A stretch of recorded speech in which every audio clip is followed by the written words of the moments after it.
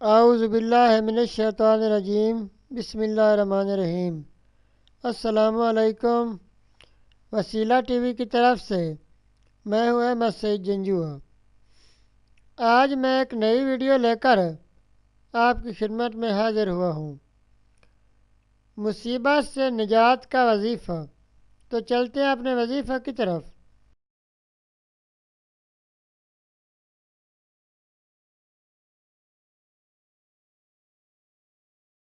مصیبت کے وقت کی دعا۔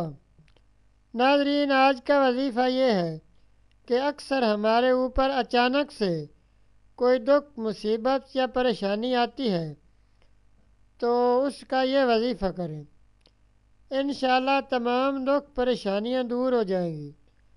ناظرین، نماز پنجگانہ کا اہتمام کریں، تمام مسائل اسی سے حل ہو جائیں گے۔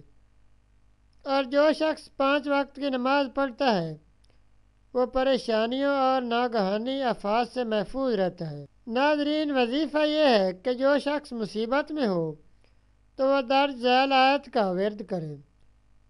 ناظرین، اس آیت کو مصیبت یا جو بھی مسئلہ ہو اس کے حل ہونے تک روزانہ 101 مرتبہ تلاوت کریں۔ انشاءاللہ تمام پریشانیاں اور دکھ مصیبتیں دور ہو جائیں گی۔ آیت مبارکہ یہ ہے: